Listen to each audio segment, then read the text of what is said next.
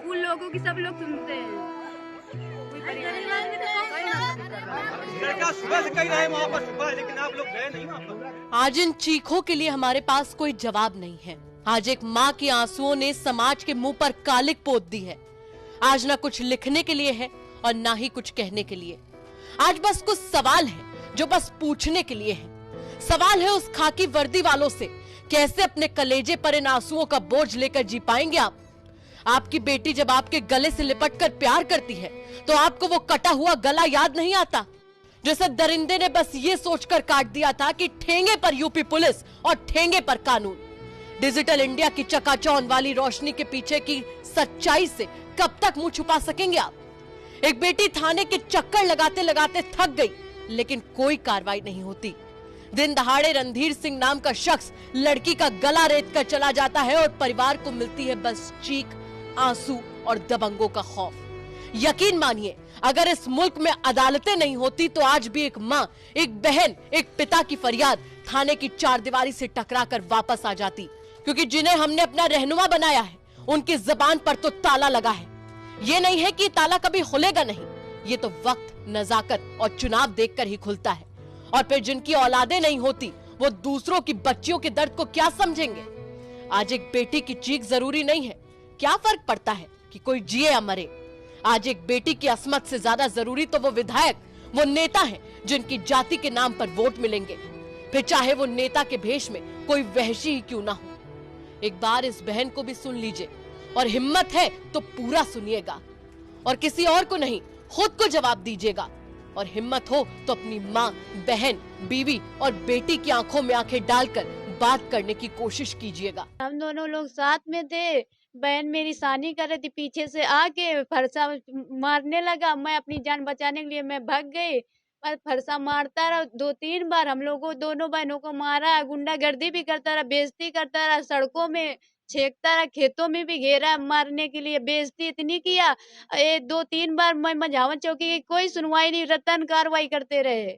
रणधीर उसमें रणधीर हर समय हम दोनों बहनों को छेकते रहे, खेतों में, सड़कों में, जहां भी पाए अकेले दोनों बहनों को। अब इनके घर में कट्टा भी है।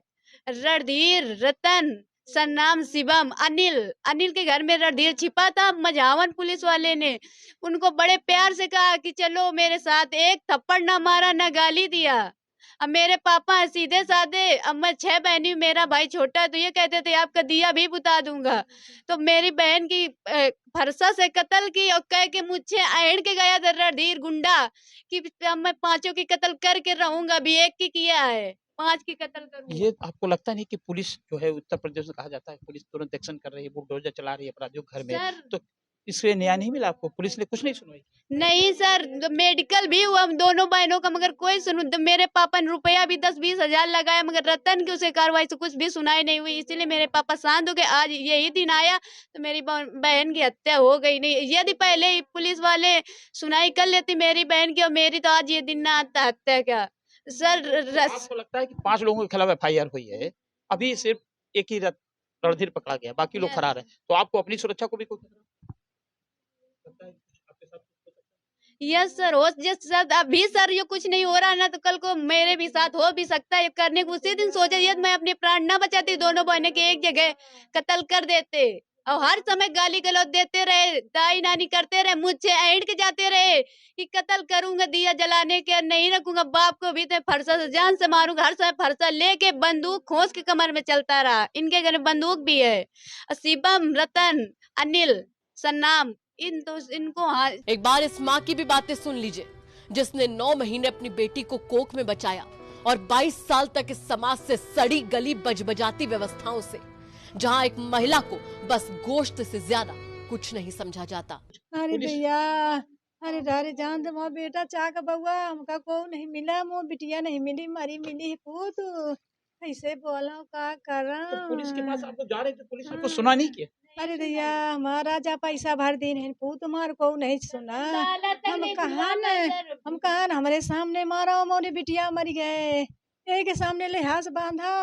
बउआ मोर कुछ न सुने, पूत बैठा दे मुखा, बैठा दे मोर जवान बिटिया चाहिए पूत। अरे दैया का करिए। खैर, इस समाज से अब न पूछने के लिए कोई सवाल है, न देने के लिए कोई जवाब।